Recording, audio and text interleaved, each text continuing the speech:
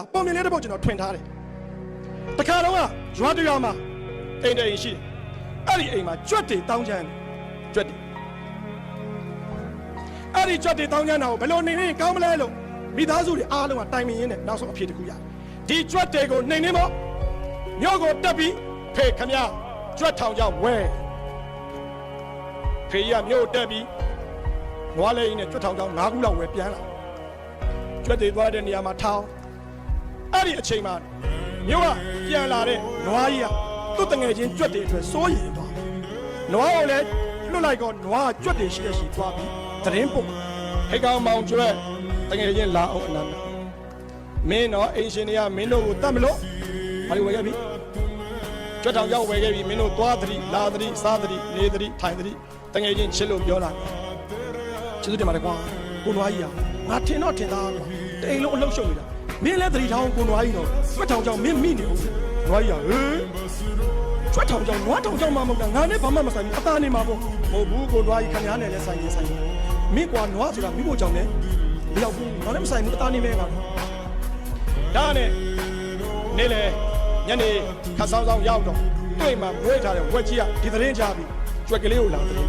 ကိုကြွက်ကြီးဒီလိုပဲကြွက်ထောင်ကတိပြပြီးကိုဝက်ကြီးကျေးဇူးတင်တဲ့ကိုနွားကြီးပြောလို့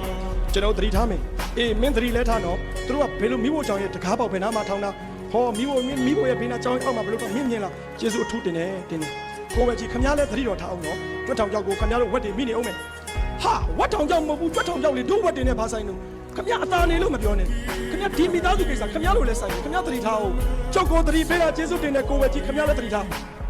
ဒါနဲ့ညနေပိုင်းရောက်တော့အိမ်မှာမွေးထားတဲ့ကြက်ဖာကြီးကကြွက်ကလေးနောက်အစားရှာသလိုနဲ့လာပြီးခုနလိုပဲတည်းကျွန်တော်ရေးသေးတော့ပြန်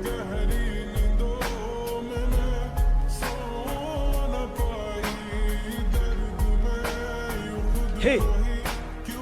ကိုကြွက်ဟာကျွန်တော်သိပြီကိုကြက်ဖာကြီးကျုပ်သိပြီခမည်းတော်ကြက်တွေလည်းသတိထားအောင်တော့ကြွက်ထောင်ကြောက်ဆိုတာလက်နဲ့ပြန်လက်နဲ့ဆိုတာအားလုံးကိုဒုက္ခပေးနိုင်တာခမည်းသတိထားဟေးကြွက်ထောင်ကြောက်လားကြက်ထောင်ကြောက်လားဝါဆွဲပါတယ်လေမဟုတ်ဘူးခမည်းကိုကြက်ခမည်းလည်းသတိထားကဲလိုရင်းပြောကြပါညကိုရအိမ်လုံးလုံးလုံးချာချာအဲ့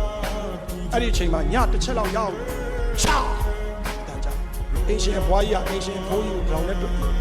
ရှင်ကျုပ်ခွထားခမစင်းလားစောင်းနေအေးတာဟုတ်ဗျအတန်ကြားတယ်ရှင်မိဖို့ကြောင်နဲ့စင်ကြီး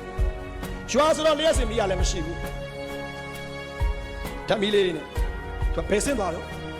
မိဖို့ကြောင်နဲ့စင်ပြီးကြည့်လျှက်စင်မြဲလက်နဲ့ဓာတ်မီရလည်းမိအားနှိမ့်နှိမ့်သေးသေးလေးနဲ့ဟုတ်တယ်မိနေပြီကြွက်ထောင်ကြောင်ကြွက်မိတာမဟုတ်ဘူးနွားမိတာလည်းမဟုတ်ဘူးဝက်မိတာလည်းမဟုတ်ဘူးကြက်မိတာလည်းမဟုတ်ဘူးကြွက်တွေကိုညညလာပြီးခိုးပြီးစားရတဲ့မွေပွေးတကာအမီးကိုကြွက်ထောင်ကြောင်ကမိမွေပွေးကဒေါသထွက်ပြီးပပြင်းထောင်တဲ့အချိန်ဘိုးရောက်တဲ့အချိန်နဲ့ချိန်က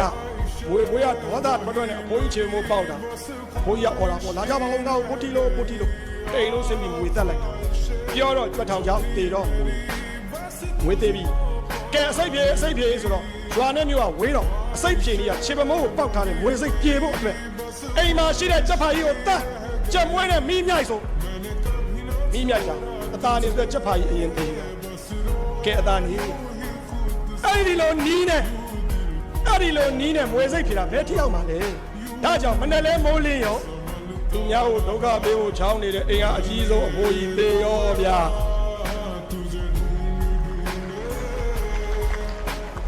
အဖိုးကြီးတေးပြီဆိုတော့ဗမာထုံးစံအရအတုပချတဲ့အခါလာတဲ့ဧည့်သည်တွေကိုကျွေးရမွေးရမှာဆိုတော့ဝက်ကြီးတတ်တာဝက်ကြီးလည်းသေးရော